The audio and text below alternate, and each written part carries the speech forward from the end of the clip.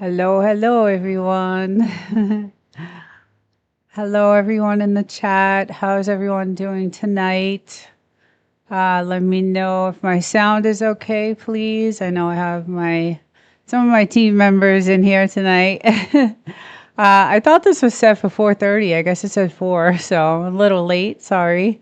I am gonna actually pull my chat over here so I can see it. It's really good.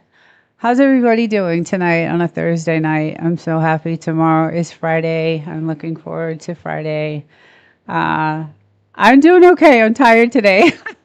I worked a lot. I had a really crazy day today at work, but I am doing okay. I was excited for this live because it's something I've been wanting to cover for a while. And, usually, hey, Windstone, Willies, Full Throttle, Wild Child, Wolf and Snort, AI, Apocalyptic Insanity. How's everybody doing tonight? Hope you guys are all doing well.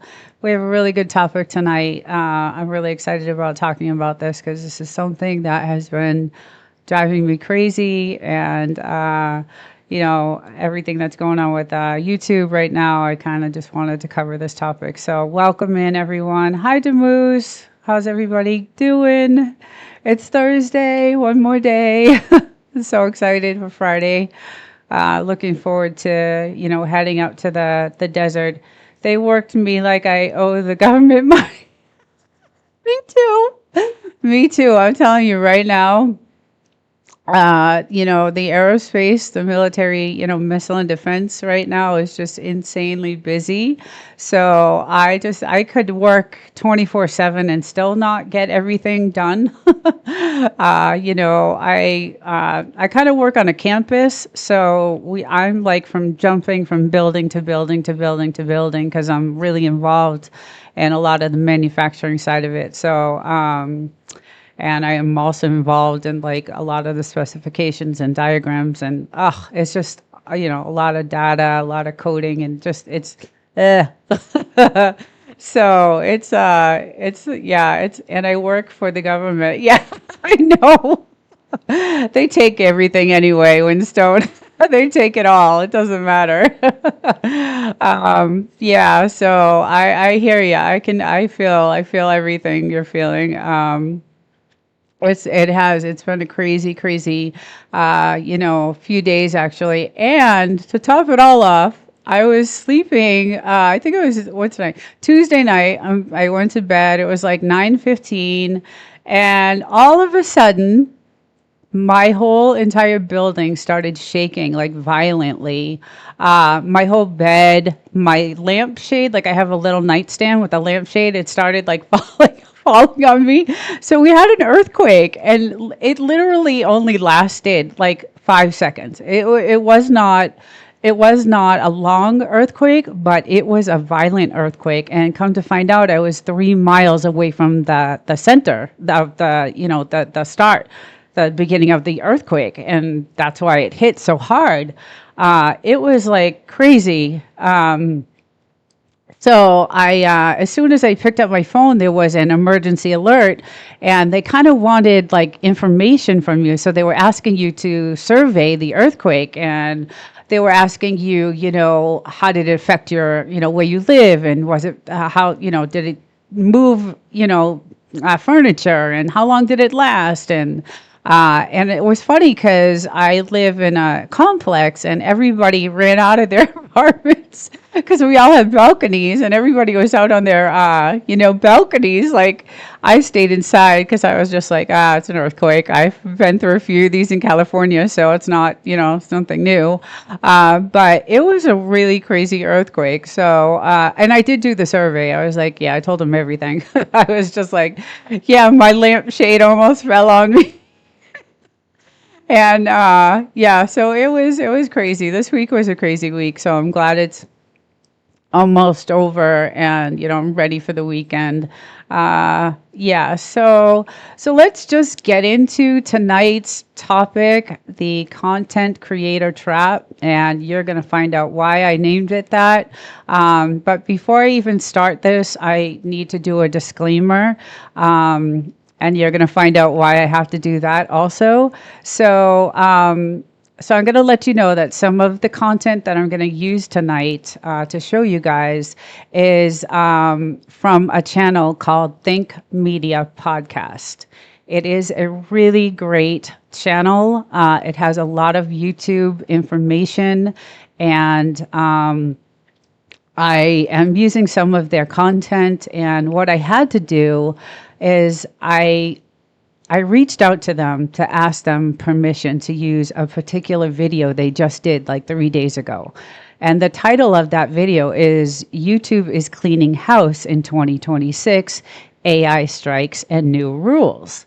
And so I emailed them, and I really didn't expect to get a response at all. I really did not.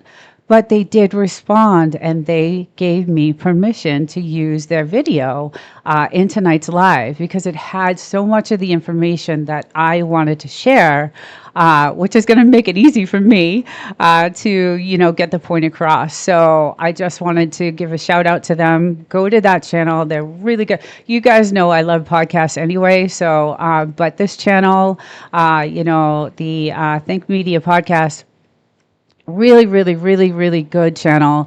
And this video that they put out actually had a YouTube lawyer, Tyler Chow, and he was interviewing, I think his name is Sean, the interviewer, and he was interviewing this YouTube lawyer and everything that's going on, in YouTube. And it was so interesting to me, and it ties into tonight's topic, which is the content creator trap. And I gave it this title because what YouTube is doing right now is going to affect a lot of channels. And honestly, I have some concerns for some of the content that is on my channel. So some of the video that I'm going to share, some of the clips I'm going to share from this video will kind of explain a little bit of what I'm talking about. But I'm going to specifically focus on reaction content, which is creators reacting to other creators' videos, right? So reactionary videos. Now, I know, just want to check out the chat. I know that I know everybody's algorithm is different when they go to their YouTube, when they watch YouTube. But when I go to YouTube, I see 65, 70% of the content on YouTube is reactionary videos. And how many of us, has anybody done reactionary videos? Rebounding with Cheryl. Hi, welcome. You're excited for this? Yeah, I really wanted to cover this because it's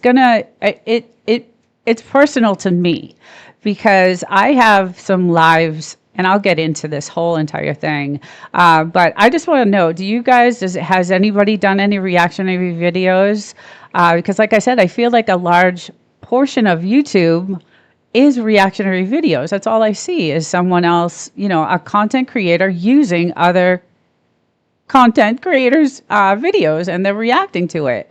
And so I have two lives. I have a live on Saturday that I do about Frenchies because I have two Frenchies.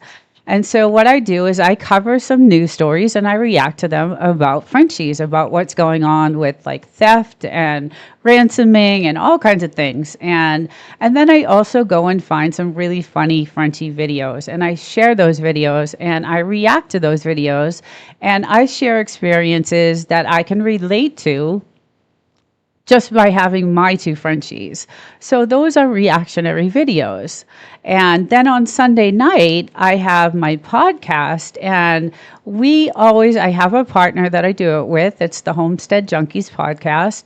And we always add videos that relate to our topic. And we also do reaction to those videos.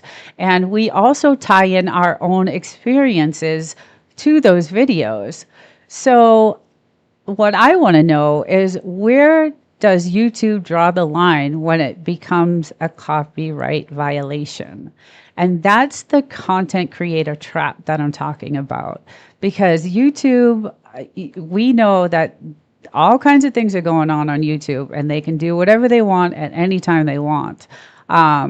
So Hence the little disclaimer in the beginning of this video. And from the research that I've done on this topic, most of it on the YouTube policy page for reactionary or fair use content. If you go to the YouTube policy page and type in a search for fair use, I'm going to show you one of the videos I grabbed from this policy page, and then I'm also going to share some of the content that this channel was very kind to let me use. And again, I really appreciate it. I did not expect them to reach out to me and say yes. I did not expect that at all. I didn't even expect anything, but I was really happy when they said, yes, of course. So the recommended best practice for reactionary videos is to contact the creator that you're going to use the videos and ask for permission to use their content. And so that's what I did. After researching and listening to this channel, the Think Media podcast, they had a lot of information about reactionary videos. And so they gave some recommended practices. And one of them was to reach out to the creator that you want to use their videos. So I did. The second thing was to fill your description with as much information about the channel and the video that you're sharing and any links associated to the content that you're using to react to. And that's another thing. If you look at the description in my video tonight, it is packed full of everything I could possibly put regarding the information from where I got this video and everything that, you know, is related to the channel, all their links and, you know, all of it. So that is the second most important thing. And the third was a disclaimer at the beginning of the video saying, you know, I'm using this channel. You say the channel's name and the name of the video. And you make sure that you let your audience know that you actually are sharing a video from someone else's content, and you're going to use that in your video.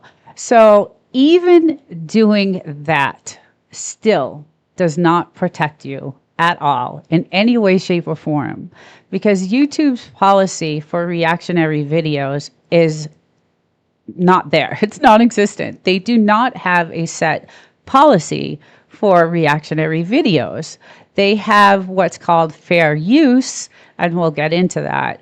But I'll just start with the YouTube platform is continuously adapting its policy enforcement, and we all know that, resulting in a surge of channel terminations due to copyright strikes. It's critical to understand any content creator retains the right to assert copyright ownership over their material at any time. Even if a video, such as a reaction piece, appears compliant today, the original rights holder can legally file a copyright claim or taken down notice at any point in the future, even if it's 10 years after your video has been published. Or, you know, when you want to sell your business, when you want to license your content, you have to prove that you own it all. Okay, so she talks about selling, and that's where private equity comes in. But Winstone says, and this is why I think YouTube is constantly changing their rules, because they're trying to protect themselves from lawsuits. But they don't get involved. It goes straight to the courts. They don't even get involved. And it says it in that Fair Act video I just played. They stay out of all of it. They do not have any skin in the game at all. It goes straight to the courts. It's like creator against creator. It's not, YouTube has nothing to do with it. So that's the other thing. And who knows how many they'll go through that we don't hear about. Yes. I would tend to agree. Yeah, that's the other thing. YouTube does not get involved at all. It's a creator against creator. So And that's where I did that video on my AI channel, the copyright video, and the specific copyright lawyer. That was a great video. I learned so much from that, and so I covered that. It was all about AI and copyright, so it's on my AI channel, that whole thing, because he goes into the private equity thing here. It sounds like Yeah, what I'm I'm buffering hearing a little is bit tonight. Not sure you need why. a professional. It might be the earthquake that affected. My house. analyze your Let's see. business. Yeah, I'm going to let that sit for a second. But I do have some information. So even if an original creator doesn't give you a copyright strike, YouTube's internal reviewers might still bar your video or your entire channel from the YouTube Partner Program. And when they say the internal reviewers, they're talking about the AI bots that scan your video. YouTube defines reused content as material that impersonates or repurposes someone else's work without adding significant original commentary or educational value. And that obviously makes sense. So there's a non-monetizable. So reaction videos where you simply watch a video with minimal to no commentary, or where you only add a generic reaction face and you're overlaid in the corner without meaningful discussion, is non-monetizable. And I understand that. I absolutely get that 100,000%. YouTube is hacking you for the exposure. I know, I feel like something's going on because I don't usually have these issues. Because they're listening, they're listening, they're watching. The AI bots are, scanning this whole thing, and that could be. I would not doubt that, to be honest. I would not doubt that. But what is monetizable is reactionary videos where the original clip is used as a launch pad for a broader discussion, a deeper dive, a deeper dive of the analysis, a structural critique, or where your distinctive perspective is the primary focus of the video. So that, that obviously makes sense. The original creator can give you 7 days to remove, or they can order immediate removal. Yes. And hence the reason we went through the channel. Because with what's going on right now, I probably would have been, I was nervous. I definitely was nervous because, like I said, when I first started YouTube, I was not, I was scared to death to be on, I still am, to be on camera. I don't like being on camera, but I actually like what I'm doing. It's a weird, I don't know, it's a weird thing. It's just a weird thing. And then I got comfortable, and then I found topics that I can actually relate to. So instead of, just picking anything off of YouTube with not really, knowing how to react to it, I started, on the Frenchie videos. I have Frenchies, so I'm going to find Frenchies that are like my Frenchies, so I can relate and react in the correct way and provide, value and provide more information. Like when my dog got bit by the rattlesnake, I did a rattlesnake video, and I did a lot of news stories, and I covered a lot of different content from other creators on that because I could relate to what happened. And so things like that made me, learn, and, made me more comfortable. So, when you're doing reactionary videos, it's good to obviously know what you're talking about. So, that's the thing I learned. And so on some of my earlier videos, like I said, I was trying to build a library. I was trying to build a good structure for my channel where I had, like, my Sundays are numbered. My lives on Sundays are all 1 through 33, and all my Frenchies are 1 through 30.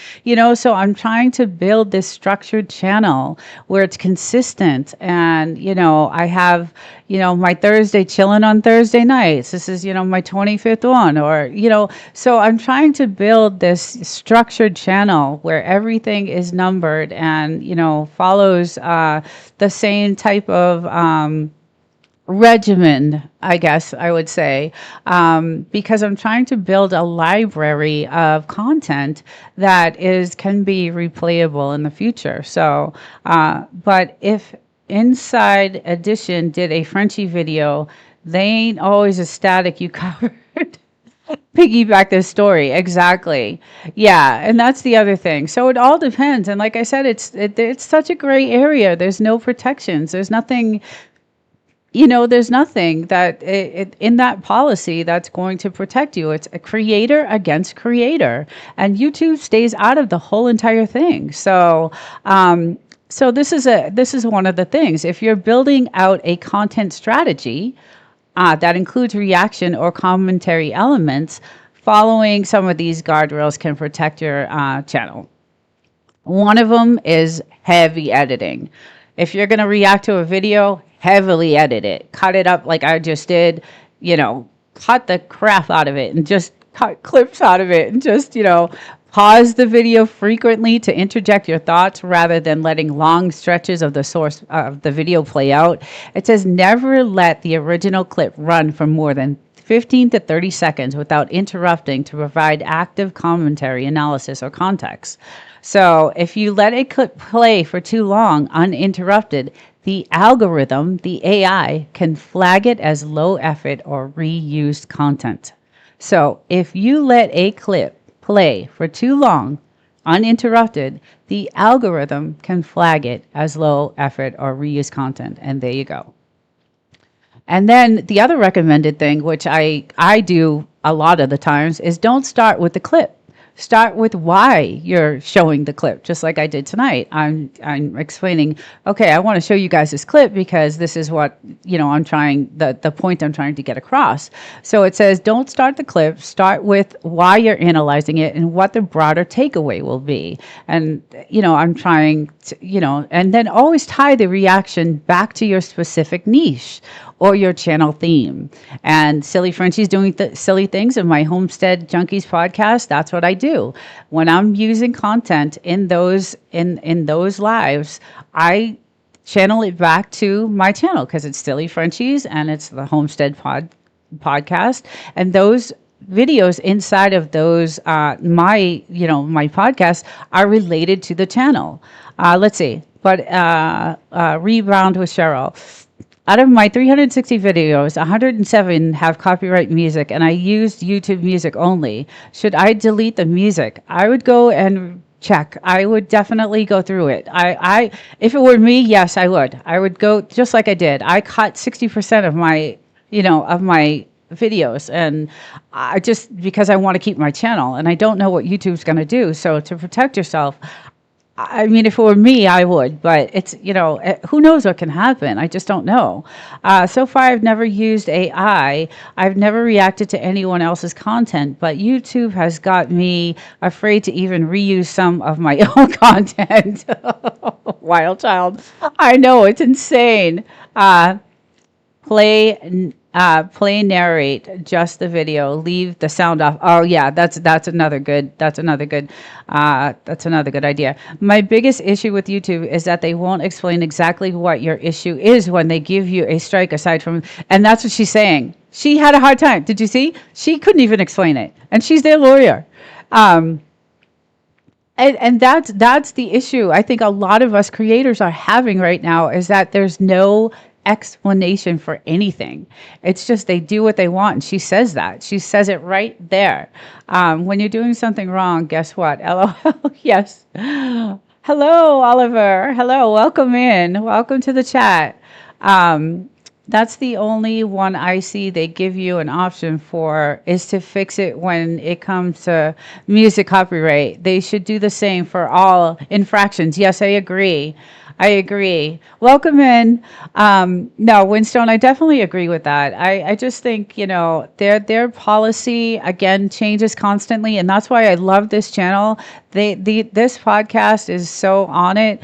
And this lawyer, I subbed to her. And like I said, I binge watched Think Media podcast. And it was really good. They had a lot of good information. And the other thing is they're trustworthy. There's a lot of these channels that are like this that are not trustworthy. They don't give you the right information. But I compared the policy against what he was saying, and it sounded legit. So that's why I was like, okay, I'm gonna, follow this guy.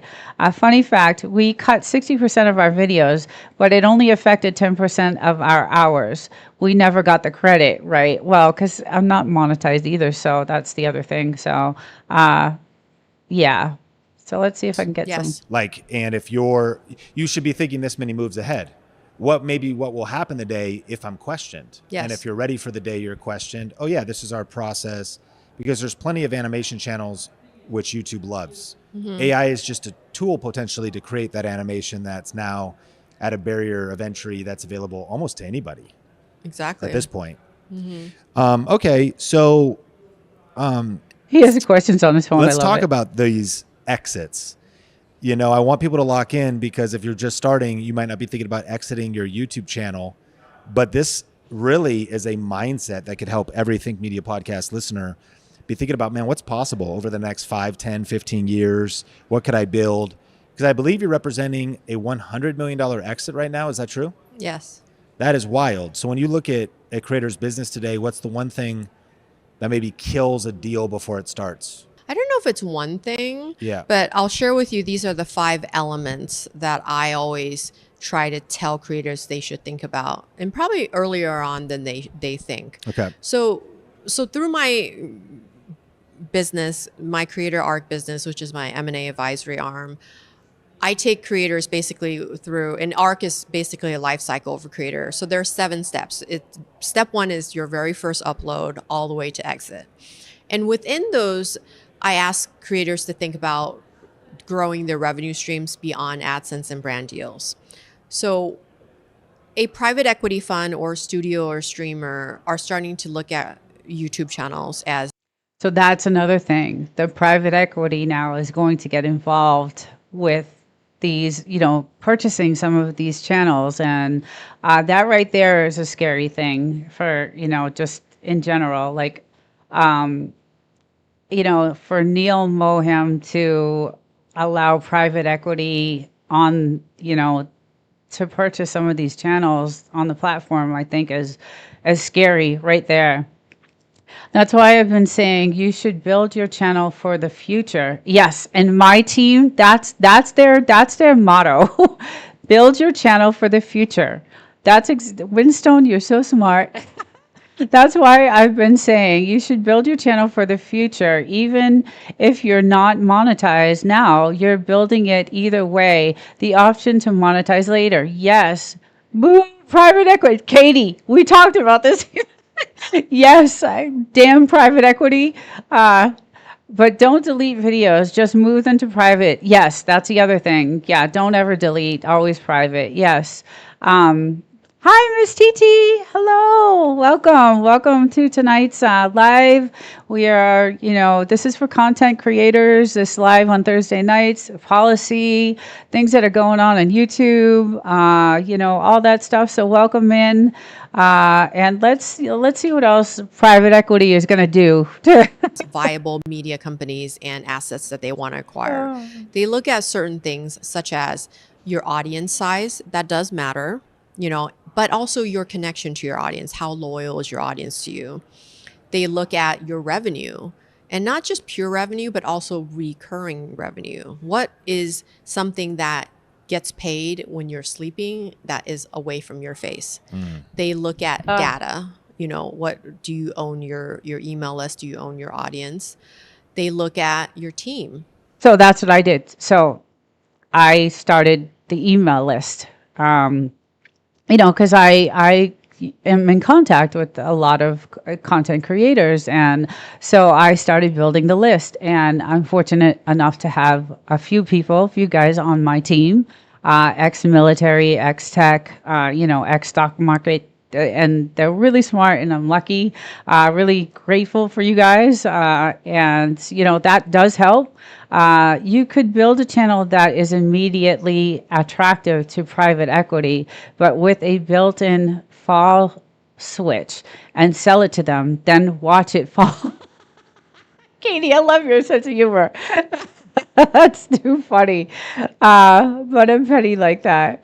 Yes, that's a good way of giving it to them, right?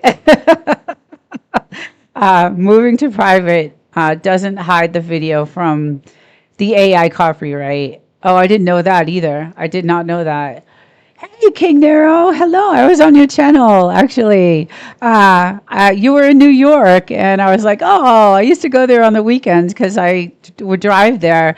I'm from Boston, so it's like a 4-hour drive, but I saw you, and it was a good video. I liked it. I've seen selling rights to their channel like stock options, so private equity could easily butt out the rights to your channel. Yes, right. And that's exactly what this sounds like. That's exactly what this sounds like. Planned obsolescence, obsolescence, or however you spell it. Yes, I like that idea, Katie. I like that. Got some smart people in here. um, yeah, so I just let's see what Like else I gotta who do you say. have working for you? Like, could you, Sean, take 2 weeks off and everything still keeps running? Yeah. And what I didn't mention is the Imagine selling your channel. What'd you say? 100 million, I think, is one of the channels. Like, can you imagine making 100 million on YouTube? Like, creator themselves. Because what these Mr. buyers Beast have and Toys R Us and all the other ones. Yes, it's a sin. It's a shame, and it's just awful because private equity just bought the division that I work in, the missile and defense division. So the company I worked for has several different divisions for aerospace, and I started in the missile and defense division, and the military missile defense division. And a year ago, they sold off that portion to private equity. So now I don't know what the hell is going to happen to my, hi, Miss G, Mrs. G, how are you? Welcome in. I remember watching this. Oh, really? See, I'm behind. I guess I work so damn much. I got to start. I ended up watching a lot of this channel actually. So I feel like I'm caught up now, but I just don't have time to watch TV. And I love watching TV. Like I love watching TV. I would rather just watch TV, and I love watching TV, but I stumbled upon this as I was doing research for this topic because it related to some of the things that were on my channel, and I was like, okay, I'm going to get to the bottom. And my team was like, we got to figure this out because we want the channel, we want you to keep your channel, and I also have the AI channel that I need to hold on to because I love that channel, and so I started really diving deep, and then I found this channel, and I was like, wow, I really like it. to So mitigate is the key man risk. Because when they're buying a channel, and we look at examples like MatPat, Theorist and Veritasium as sort of the two, big exits. And actually last night at dinner, I sat down and spoke a long time with Stephanie Patrick, and I got so much I insight have a into cold. their exit. And she's potentially going to come on my podcast, Creator to CEO, to talk about their exit, because I think a lot of creators are starting to get really interested in what does that look like for me? Yeah. How do I get off this hamster wheel? Right. So that question of The hamster wheel. What a perfect analogy. how do we take the risk off of this creator's face so that not everything is reliant on them? Because in this calculation that buyers are looking at, your YouTube channel should be a small fraction of that. The client that I'm working on with the $100 million exit, if his channel were to go down tomorrow, yes, it would hurt, but it's only a small fraction of his revenue. Interesting. His community, his courses, his newsletter, his Right, his products, his store, his all the other things that go along with it. tech app. So the tech app, this app is something that can be sold and rolled up for 30 or 50 million dollars. So I want to take you back a little bit about this journey with this client.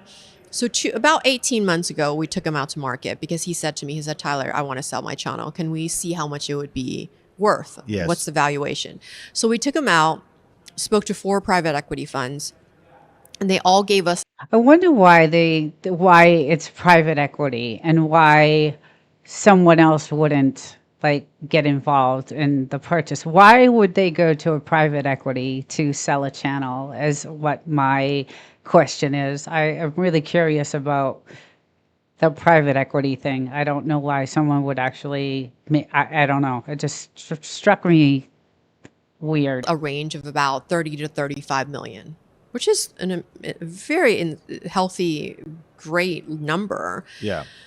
But I actually said to him, I said, you know what? I think we should wait. I think you could hit 100 million in probably 3 to 5 years was what I said. But in the meantime, we should do these things. So this is what I do through Creator Arc. I actually sit down. So I want to go a little bit forward because he gets into Numbers This is that a I was long, able to long video, so I don't pull want to bore you was guys with it. Um, $250 million in revenue. oh, because they can afford it. Exactly. Right, right. And that's exactly why. Because private equity doesn't use their own money. And that's the other reason too. And that's what happened with my company, I think. Um, that's exactly what happened, in my instant. So, Google Dragon on the Gold Pile, and you will find pictures representing private equity firms. Dragon on Gold Pile. I gotta write this. I love these lives because I learn so much from you guys. Katie, I did check out that channel from last Saturday. The lady with the scratchy voice. So Dragon on Gold Pile. Dragon. Uh, okay, I will definitely look at that. Yeah, it's they use LBOs, leveraged buyouts. They get all their future profit up front, right? And that's exactly what they did. Yeah, in the case of buying my company, the division of the company that I work at, and I was really surprised that they actually sold off the missile and defense division. I think they're sorry about it now, and I'm wondering if they'll actually purchase it back because we are doing, the time that we're living in right now is just insanely busy. So, she's one of the creators that does the reactions. Yes. Yes. Tech version of the mob. Yes. Another, you guys are hilarious. Yeah. So, I don't know. I wanted to cover this topic because, again, it related to some of the things that I had on my channel, and I was nervous about it. And you should have seen us. There was five of us going through all the content, and my lives are long, so there was a lot to go through, and we're still going through, because I have the other channel too to kind of I don't do so much. I shouldn't say that because I did use some videos that I reacted to, but what country is the PE firm based in? So the one that bought Mayan, they are called Advent. I shouldn't even be saying that, but I think in India. I think that's where they are, and I think they're based out of India, and yeah, so they actually own two other aerospace. They actually bought two other aerospace companies and kept them, so they own them, and they're two huge aerospace companies. So I was thinking maybe they'll just keep us, and who I don't know what's going to happen. I really just don't know what's going to happen, but we are so busy. So who knows? They could end up keeping us. They could not. I'm not really sure. Your original company is up 840% from last year. They're not sorry. Okay, so the original company that I worked for, they actually went with Trump to China. So the CEO of the company that I originally worked for went to China with Trump a few months ago. So that was the company I originally got hired with, this aerospace company. And so they were a really, really, I mean, they're still a good, I feel like I'm still working for them. Nothing has really changed yet. But it's still so new. It's just only been a year. So we'll see. We'll see what happens. Let's see. Prudential Center in Boston. Oh yeah, that's the headquarters. That's where the headquarters are. Is the Prudential? Yes, that is correct. But I think the actual owner is, from India, is what I saw videos of him. They did these town halls, and he, gave a speech and all that stuff. So, but getting back to like the fair use part of the policy is that like in the US, when the courts decide fair use cases, a judge will consider how the four factors of the fair use apply to each unique case.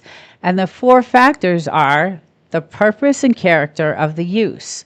And they say nonprofit education uses are more likely to be considered fair use than commercial uses, and obviously.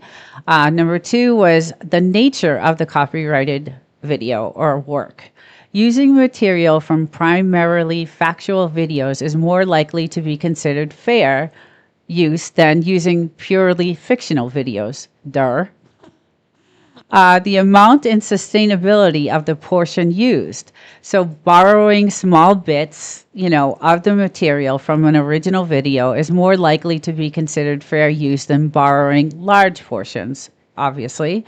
The effect of the use upon the potential market. So ads and sponsors and things like that. Users that harm the copyright holder's ability to profit from their original video are less likely to be fair uses. Courts have sometimes made an exception under this factor in cases involving parodies. So obviously that's, back on track. Yeah. Yeah, I wanted to get back to the topic because there's other things so the question comes up, and this was also on the policy. So they give you examples. On the policy, there's little tabs, and it says, am I protected by fair use if I give credit to the copyright owner? So like I did in the beginning of this video, I said this video is from, Think Media podcast, and I gave a shout out to the channel, and so am I protected under that? Like adding everything related to this video in the description. And YouTube's answer was transformativeness is usually key in the fair use analysis, but simply giving credit to the copyright owner doesn't make copying their video fair use if you haven't fundamentally changed or added to the material, meaning adding value to the material. So still a gray line, a gray area, a fine line, don't know, could be, could not be, you don't know. So what if you include a disclaimer before the video, just like I did, like before you start the video? And YouTube's answer was, there isn't any magic words to automatically apply fair use when you use someone else's video.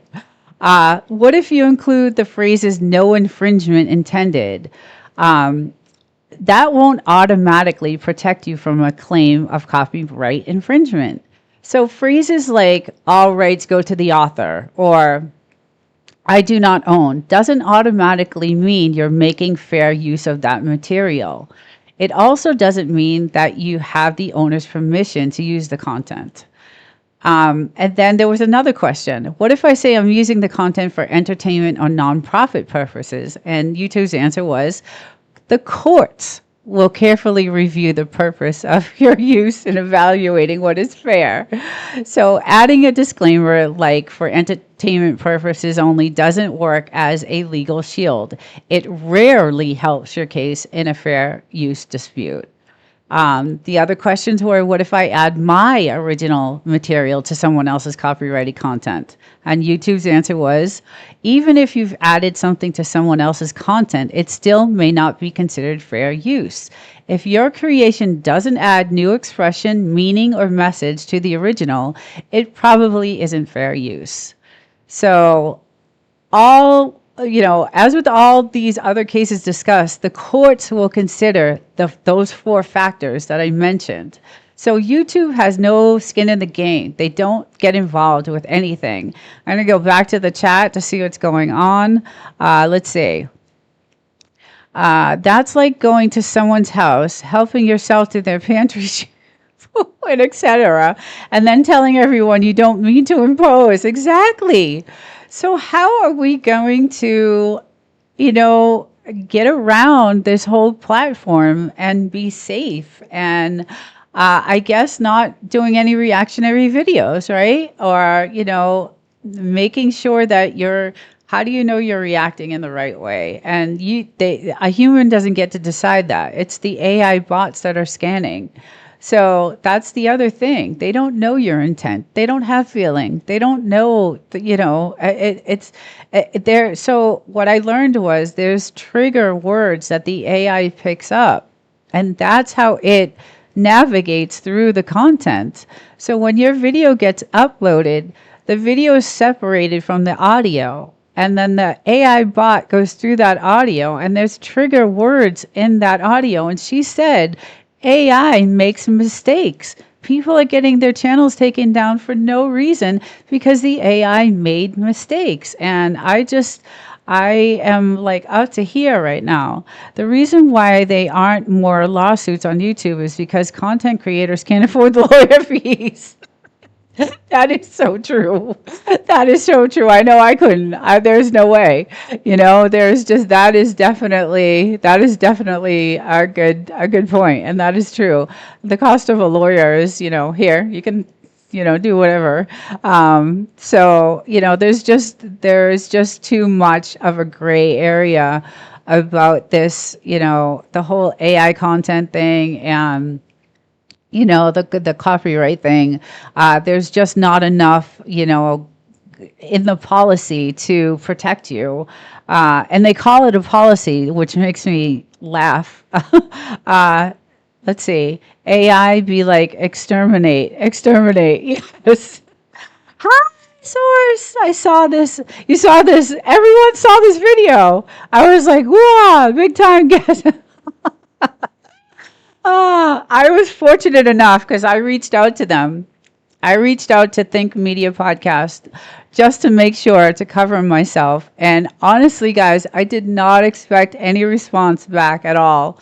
But they did reply and they said, yes, you can use the content for your live. And they were like, good luck. And, they were super, super nice, really, really over the top nice. And I was really grateful. So, I will always, always, always, support this channel.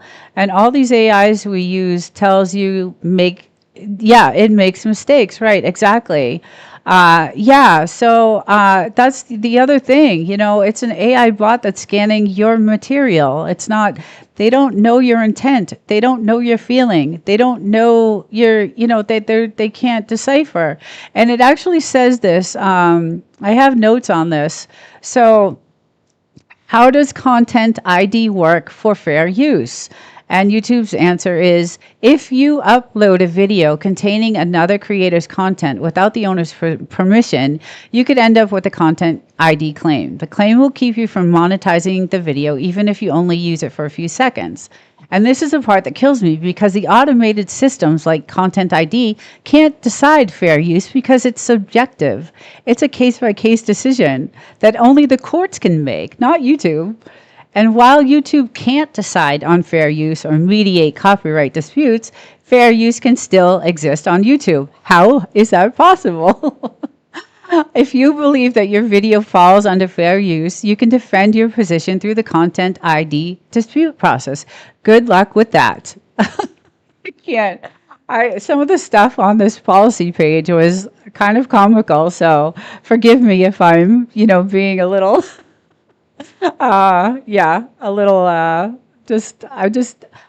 it's so vague and just so, there's no specifics and it's hard to navigate. Facts, Nina. I know it's a mess. Yes, it's a mess. It's so vague. There's no specifics. It's you do whatever you want. They can do whatever they want to do. The direction he wants to take this platform is another thing that is going to change.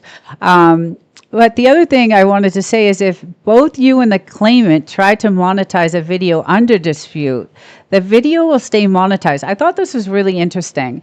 The video will stay monetized until the dispute is resolved. And then YouTube will pay out the accrued earnings to the appropriate party. So whoever wins the lawsuit.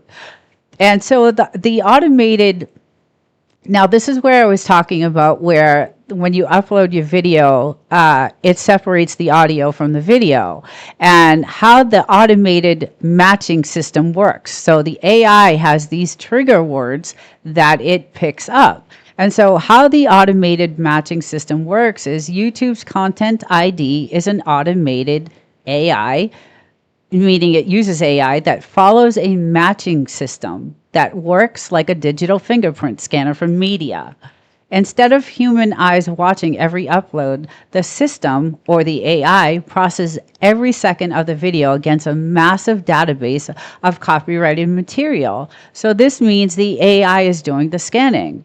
I want to go to the chat because I see some new people. Hi, Poetic. Hi. Welcome. Welcome in. It's good to see you. I hope you're well. I actually was on your channel too the other night. I love your channel. Yeah, so, when a creator or rights holder, like a movie studio, record label, or large content network, registers their videos with Content ID, they upload reference files of their audio and visuals. So they upload those trigger words when they copyright their material. And the system or the AI breaks those reference files down into unique metadata structures and scans all newly uploaded videos against them. So when the AI finds a match, it triggers the system and applies one of the preset instructions chosen by the owner of the video. So YouTube, the policy page, has three preset instructions that the owner of the video has. So one, it would be to block the video. The video is made unavailable worldwide. This prevents your audience from viewing it entirely. Number two is to monetize. The video remains viewable, but ads are placed on it, and the revenue goes entirely to the owner of the video instead of you. And the third one is track. The video remains live without changing monetization, but the rights holder gains access to its performance metrics and viewing analytics. And because the system is fully automated, it cannot evaluate context. And this is what I've been saying. When it comes to food, I put just about everything with just about anything. Give me raisins. You guys are chatting about food. I love it. Put the potato salad on your raisins, Katie. Totally different. Oh, I miss Katie's chat.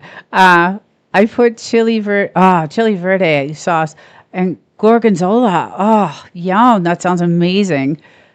Oh, that sounds really, really good. I'm starving, guys. I haven't eaten yet.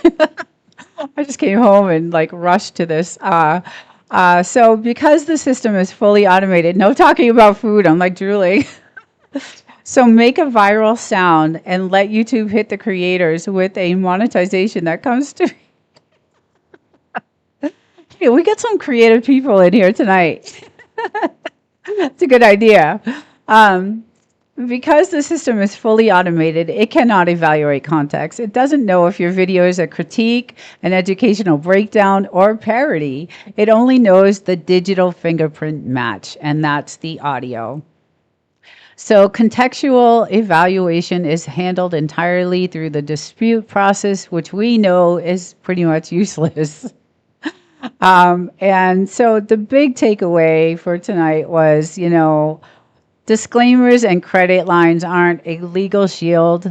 Make sure your reactionary content is truly transformative, and understanding how to properly cover reactionary videos and fair use is essential for anyone creating content today.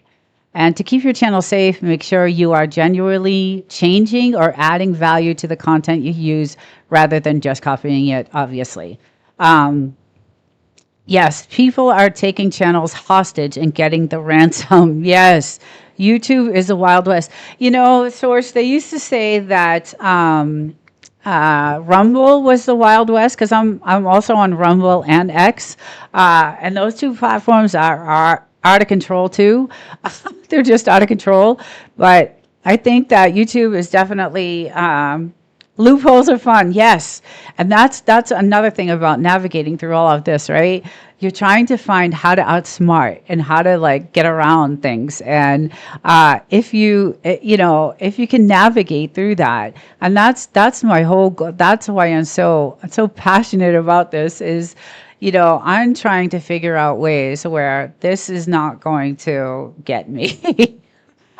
Great information, Nina. This was awesome. Thank you so much. Thank you. Thank you. Um, Thank you so much. Yeah, I just wanted to cover this because I knew it was going to affect me and some of the content that I had, and I really wanted to find out what really is going on. And I don't know if a lot of others out there should do reaction videos, but like I said, my lives on Saturday with Frenchies are all reaction videos. I have a great time with it. I have a blast. They're funny videos. They're hilarious funny videos. And it's fun. Still here listening. Oh, thank you, Miss Titi. But then YouTube can yield the big hammer or are with no repercussions. Yes. Or big axe. Yes, big the hole. And that's what I'm saying. It's such a gray area. There's no really steady, you know, they call it a policy, but they do call it guidelines too. So to me, it's just guidelines. It's not a policy. A policy is something with rules and regulation and, straight out, this is how it is. And the lawyer even said in the beginning, they don't have any straight rules. It's just this is try this, and if you get screwed, you get screwed. Winstone, you don't have to worry about copyrights because you don't copy anyone's food, right? AI is going to flag me for saying it puts first ins in the P410 PT410 S41D. I don't know what that is. Oh, you're doing code. I think it's code. So no reaction videos. We play the sound of video we are reacting to. That's the other thing we were talking about is the actual music, right? YouTube has music on their platform, and for a while it could be good. But the owner of the music that's on the platform could one day say, hey, take my song off the platform. I don't want it on there anymore. And all of a sudden, you get an email or copyright strike from 3 years ago. So that's what's going on. That's exactly what's going on. There's no statute of limitations, Winstone, of a timeline of when this can happen to your channel. It could be 10 years from now. Yeah. It could be 10 years from now that this happens. You could have a video out there that was 5 years old, and someone could, find it and say, hey, that's my stuff. And, no, take that down, copyright strike them. Another thing about the copyright strike is it does go away after 90 days. And you do get, if you get 3, then your channel's gone. But the copyright strike does go away after 90 days. I believe that's what it said. So it stays on your channel for 90 days. And then you get up to 3 of them and your channel's gone. But still, it's all about the trust score also with your channel, right? So now you have a copyright strike. A legal copyright strike. I'm talking about someone. Okay, so say if I used a this is a thing we were talking about, my team and I used like a dog show, like a Westminster dog show, and I played a video from there, and or some whatever, and I used the video. 5 years down the road, they could come back and legally say, hey, get this off. This is our stuff. I'll legally sue, that's what I'm talking about. It's that type of content, reactionary content that I'm talking about. If you use the content 3 times in different videos, the channel is removed. Okay. Hi, Amy. Good morning. It's morning over there in the Philippines. God, would I love to be there right now. chilling on a beach somewhere. um, my next big cook will be raisin potato salad. Yum. Make sure you tune. Yes, I already have all the notifications for you. For your channel, Winstone. I have like Reds, Winstone, Mr. G. I just turned yours. I have like Goga. I have a bunch of notifications that I just like set like for because there's channels you really love and there's channels you try to stay in touch with. I mean, there's just such a big, huge community in YouTube. It's hard to stay in touch with like everybody and to hit every live and then you're doing your own thing. It takes me 2 to 3 weeks to do one video on my AI channel or one video I record. It takes 2 to 3 weeks with all the research and all the editing and making sure it takes a long time for me to get one video out. And then my team goes through it and then they're like, no, take another take. And no, this is not, so it's a lot of work. Let's see. Oh my God. If you use, oh yeah, I read that one. It's a we protect YouTube policy. Yes, Wild Child, you said it. The word. Yes, you said it for sure. That's exactly what it is. And that's why it's like a dangerous, it's kind of getting too dangerous right now. So, I thought, this was a good topic to cover. Again, Thursday nights is like for content creators, and I will be reaching out to this channel pretty much a lot because I love this channel now. Like it's a regular, and again, I love podcasts. So, but I dare you, positive reasoning here. Hi, No Mercy. Hi, welcome. Positive reasoning here. Yes, but I dare you, Katie. Um, Damn, you were on late the other night, Katie.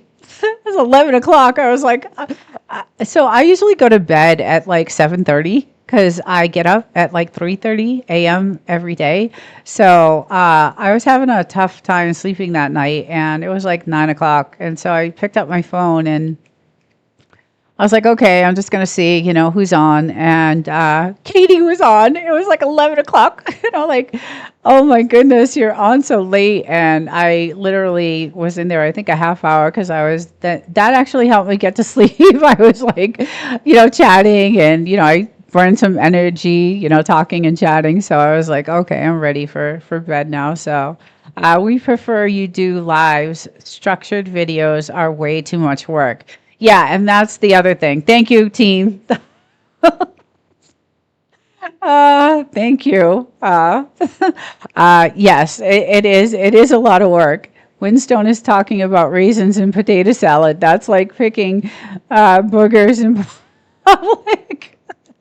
Yeah, and though I enjoy doing it the other way, I like doing videos. I love covering, I love doing AI videos. I really love recording.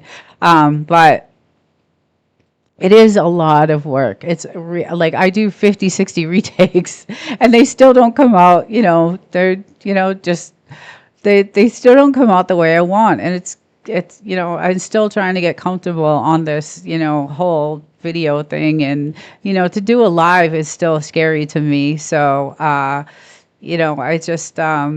I still got to get used to all of that. And, the more you do it, the more, you'll get comfortable with it. But it's still, it's still work. Winstone's the genius. Go hard and done. He is really good, actually. I love his lives. I do love his lives. He is really good. And the cooking, you just can't. I mean, I love cooking and I love food. So who doesn't, amazing. And his freaking property is insane. Just for that, I'm making it, Katie. Picking boogers is socially acceptable as long as you don't eat it. I did some AI videos and those things argue with you. You basically have to bait them into doing what you want. So when I do AI, when I cover AI, I don't use AI. I write my script and I do a lot of research with like Google. I go into news stories and articles, and I'm very into, because of my job and because of, what I do with, formulating and coding and, VBA coding and things like that. I, you know, I'm very into the whole AI side of that. So I have different avenues where I get my information, and then I use one specific AI if I do. And this AI is for developers and for coders and for a lot of big like industries in aerospace. And that's the Claude Opus 4 AI through Anthropic, which is taking a lot of heat right now. So, yeah, so it's AI told me there is 1 gram of carbohydrates in 1 cup of cooked white rice one time. I don't know. I don't think that's true.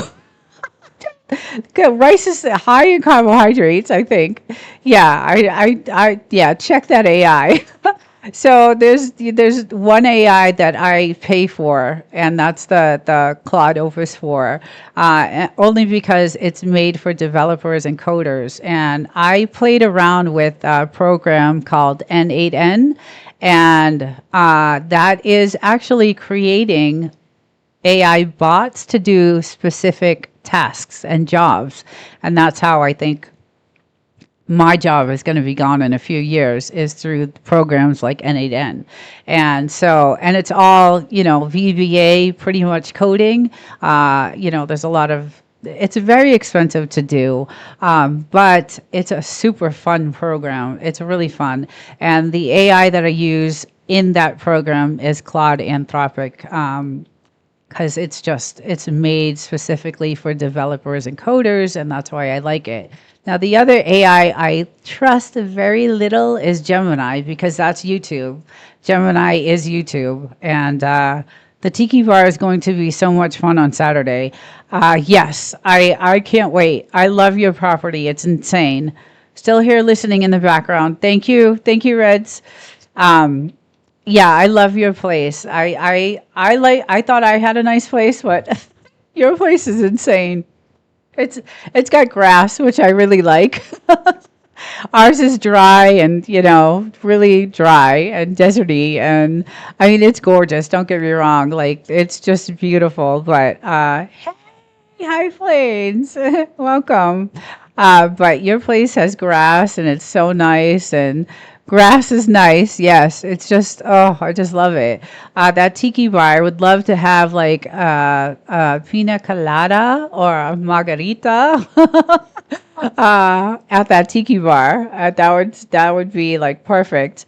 But yeah, I don't trust any AI. So when I do an AI video, I actually try to get, sources from articles and, books and, news stories and other outlets, because AI doesn't know anything. It just really doesn't.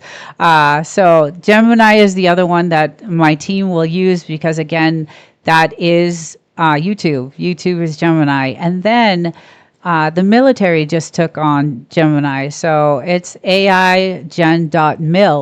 So they are using Gemini also in the military. So, and I did a video about that because Grok was integrated with Gemini for the military. So Grok is going to take over the tactical side of it. So on the boots on the ground, like Grok is going to be that AI for the tactical side of the military. And then Gemini is going to be on the other side of that. It's going to be more of like the precision and, the other side of that. So I did, a video about that on the AI channel, which I thought was really interesting, that, they're having Grok take care of the tactical side of that. Pete Hegseth, did the presentation for it at SpaceX, and I watched that whole thing. I'm such a geek. I'm a geek, guys. Let's see. Fun fact, it takes 16 ounces of water to cool the AI chip for every 20 to 50 questions. There are 2 types of grass. Yes, there are. And I like both of them. That's a bad idea. AI will be fighting AI. World War stupid. Yes. Terminator coming. It's, yeah, the future doesn't, that's the other thing. The future just looks, I don't know. I did see some videos though where they're having a tough time now with affording to pay for AI. So there was a couple of videos my team sent me. I was working, and I got these notifications on my phone, and they were texts from my team sending me these videos of like Microsoft having issues paying the APIs because it costs so much money, and so who knows? It's insane. And then the other thing is the 40,000 acres of data centers that are going up in Utah. I think it's Utah. And the residents there got notices saying in a year and a half, get the hell out. You're not going to have any electricity, so go find another place to live. They actually got notices now, getting them prepared to leave because they're going to not have electricity. And God, I'm just like, what is going on here? Yes, if they were not vague, if they were very clear, I could for sure follow it. But as it is, you never know when you're doing wrong, right, wild child? And that's what this is all about. You just don't know. I know, Winstone. I had a feeling. If you of all people, I knew. I'm heading down that. We actually we're preppers. We definitely are getting ready. Like Skynet is name of China social AI monitor score. Oh Jesus. Oh my goodness. That pisses me off. Utah. Oh no way, Katie. Yeah. Yeah. It was disturbing when I was watching this. The Shark Tank guy, I forget his name. He's the one that actually was the investor for this. Oh God, I can't remember his name. It's on the tip of my tongue. But he does the Shark Tank show, and he was the one that actually was the main investor for these data centers. And he did. Now I watched Tucker Carlson podcast. I just love podcasts. And he was on Tucker Carlson, and he was just, you guys don't know what you're talking about. AI is going to, be so great for this country and and just on and on and on about how AI is just going to be, there's going to be tons of jobs. You have no idea what you're talking about. And I just, Wolf showed Lake Tahoe. Yes, that's another thing. My other team, he's my husband, Wolf. But Apocalyptic is part of my team too. Anyway, Wolf he has a live that he does, and he shows the layout of Lake Tahoe. So not if it borks the environment and runs people out of their home. Right. That's what I was saying. So they had, like, I watched some news channel that had these residents saying they got letters saying in a year and a half, like they're going to have to move because they're not going to have electricity. And I think, how are they going to sell I don't know how that's all going to play out, but I was horrified when I saw that. I just couldn't believe what I was seeing. Again, it was a small town, but still, people were born and raised in that town, and that's all they know. I just felt bad because a lot of them were like older in age, and I say that because I'm old, so I have the right to say that. But I was just like, oh my God, this is just insane. I don't know, the whole data center thing, and if you guys don't already know, there's like 5,000 of them already working, like in the United States. So it's just insane. Who sent the letters? The AI company? Or I think it was the state actually that sent the letters to the residents. I think it was, or the town ordinance or something, because they were official like state letters. So I think it was that. I didn't know Wolf had a channel. Yeah, my husband does. He does. Nina, you're still a baby. I am near 65. Hi, Daryl. Hi, Fire. I just turned 57 yesterday, so I'm not young. I'm old. I'm on it. I'm on it now. It's on. Oh yeah, yeah. So he does. He does. He's really cool. My husband. He does a live every day, and he plays, content of mine, and he has this really cool. He's super tech. This guy is he's ex stock, he's ex tech, he's like, we're lucky because I have, ex military, ex tech, ex stock people. But he's definitely really good at all those things. He's never been in the military, but he's definitely good, good at all the other things. So, uh, happy belated birthday. Oh, thank you. Thank you, Winstone. Yeah, it was my birthday yesterday. I was really kind of it's like 57. Oh, God, no. I still feel kind of good though. Like I don't feel like I'm 57. So, I'm X reasons. They're all retired. That's why they have the time to like put in. So I'm really happy, really close to these guys. So, and I worked on military bases, like, I worked on 32nd, the naval base. So I developed good relationships, and these guys are all retired. I'm old, so I fit right in with them. My husband's retired, so it works. It definitely works. So, but it does help because I work 90 million hours a week. And I feel like I still work for YouTube more than I do from my job, to be honest. So with all the editing and all the anytime I do a video, like I said, it's like a 3-week process for me to get that video out, and it's still not the way I want it. But I want to keep the channel going, so I do try to get a video out, every couple of weeks on each channel. So, and that's been hard to do lately because my job is so demanding. And then, I travel on the weekends. So it's a 3-hour ride out to the desert. And then on Sundays, it's a 3-hour ride back. And it's a busy, busy life. And it's sad because I have all my huge Italian family back home, and they're always like, we never see you. And, sometimes my sister will pop in my lives, which I love. I just love that. I just love when she comes in. But I don't really get to see them. And we were super, super close. If you know anything about like Sicilians, they are like really, really close, and you can't breathe without the other one. Like, it's just I was really close, and it was, it's hard not to see them. I have a daughter back, in Boston, and a grandson, and I drive all day, always here though. Yeah, I know, Source. You do a good job at that. I think if I was a driver, I would, there's a channel called Driving Daily, and he does what do you call it?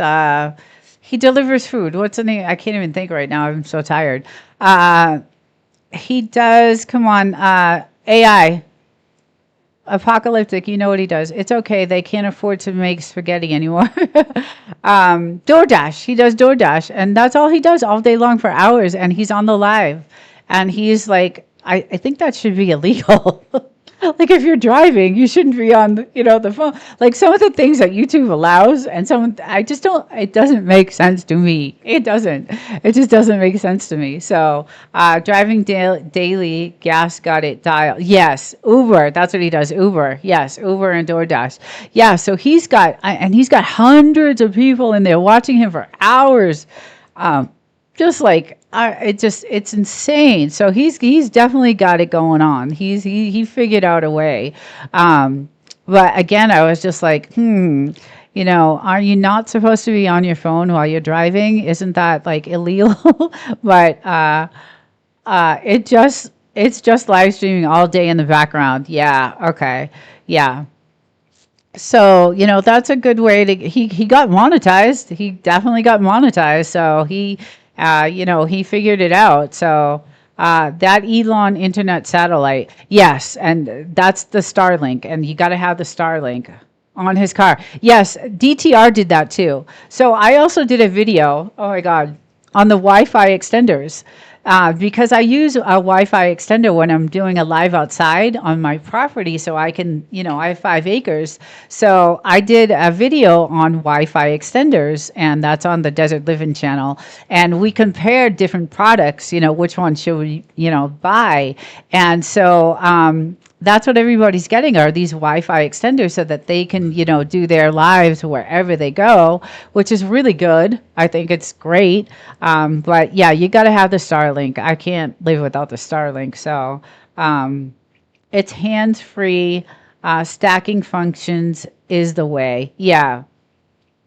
Yeah, it's definitely a good thing to have. And like I said, I did a video on it because we were comparing the Unify 7, I believe it was, the 7 Pro, and the Wavelink Wi-Fi extender. So I did a video about, which one we picked and why.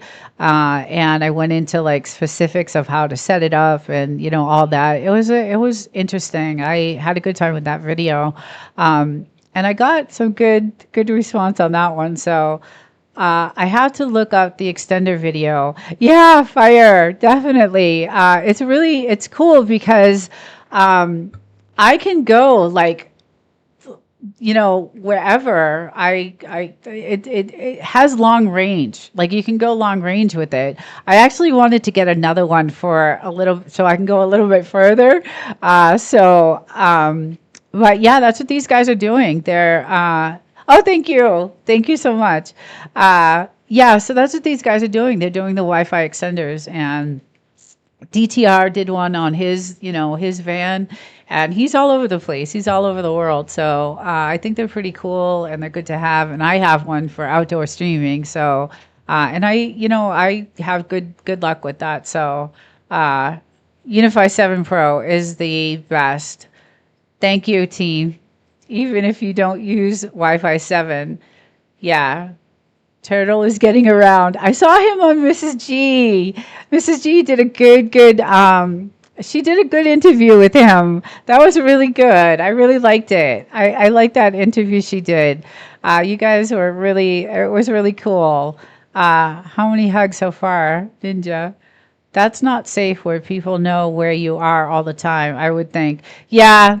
I agree with that. I'm all about the privacy. I'm all about that. Yeah, you guys did a good job. I like that interview. I did watch that. That was really good. I know Poetic's doing a lot of interviews too. I see some of hers, and I saw Out with Kai when she did the video with Out with Kai. I thought that was a good one too. Source, you were on there. You cracked me up. I was like, I had fun with that. I have met some YouTubers in Maryland. Oh, nice. Really nice. Yeah, I'm a techie. I love tech. Ninja Hug, Kennedy K Source, Brit, and who else? I'm going to have to check out that video. What's the best extender? So the Unify Pro 7 was the one we went with because of the range and the upload speed and the download speed. And all that information is in the video, but we also compared the Wavelink Wi-Fi extender, and it didn't have the same upload speed. It had the same download speed though, I think, but it was definitely there was a difference there. So we ended up going with the Unify Pro 7 because it had the 6G or the 7G. I think it was either 6 or 7G. And I have the Samsung 25S Ultra, so I have the 6G on that phone. So when I go live, Unify 7 Pro is commercial duty. It's 5G superior, yeah. So, but it does go to 6G. It has the 6G, I think, and that's why we went with it. It's in the video. I did it a while ago, so I kind of forget some of the. Yes, it's 6G. We don't use 7, right? Yeah, Windstone. It's really good. It's you because. you won't have any like buffering or anything like that. You'll be able to, because you have a lot of property too, and you won't have any issues with it. It's really, really good. We have a separate network for it, so you will, have a separate network for it, but it's still the Starlink. So, but it's a really, really good. We use it with Starlink, right? Exactly. Yeah, it's a really good. Watch the video. It's a really. You'll see why we chose that one. There's many others out there. We just compared the two, and so I did a comparison video of the Wavelink and the Unify 7 Pro, and we ended up going with that. And I have had no issues with it. I actually go across and I did this video on this broken down house that was like off our property, and I was able to go over there and go through the house and check it out. And it was an old broken down person that lived in it when the gold mines were functioning, and it still had like the stove in it and the faucets and the sinks and the pots and pans. It was crazy going over there, but it does give you that distance. So let's see, it's compatible. It's on Starlink network. I'm in Maryland. Yes, yeah, it doesn't, it doesn't matter where you are. It's good. If I don't know if you have Starlink, I'm sure you do. You're hooked up. I know you are. But yeah, if you have Starlink, I think Starlink is the best internet anyway. So unfortunately, I have Frontier here, so I have some buffering issues sometimes when I'm streaming, because I'm streaming from my apartment right now. So Frontier is not the best internet to have, and I'm running multiple. I have multiple things. I have to use, a docking station, because I have so many different, I have 4 different screens. I have, the cameras. And then for my notes, I have the teleprompter. I have, my gaming lab. I have the microphone, the this, and that. So I use a docking station, so that I'm able to function, with all the stuff. But I still have internet issues here. It's not the best. I have Verizon. It sucks. Yeah, I used to have Verizon too. I used to have Verizon. It was okay. It was okay, but Frontier is not happy. After being at the desert and having, the Starlink, nothing compares to that. So, and it's crazy because at night, we see all the satellites, and in the video I talk about how many times the satellites go around per minute to pick up that signal for the wavelength, for the Unify 7. So it's pretty crazy. And when we're out there in the desert, we can see like hundreds of satellites just like circling. It's pretty crazy how they do, and they're all Elon. I know it is. I know they're all Starlink. So but the Wi-Fi extender is definitely, you got to have it if you're streaming outdoors and you want that nice crisp look and no buffering. It's really, really good. And I don't think it's that expensive. I don't think we paid a lot of money for it. I think it was pretty reasonable. And it's worth it, definitely. High Plains, you got to get one for you when you're out camping. Although you stream wherever you go too. Like, do you have a Wi-Fi extender? Because you go on your little excursions there, and you're out in the middle of nowhere, and you stream fine. Like, you do your live stream from your phone too. So yeah, I think you have something going on over there. I'm not sure what you use, but for me, for streaming outdoors on Sundays, I definitely, hook to the Wi-Fi extender, and I can go, I can walk all over the place. Again, I have, 5 acres.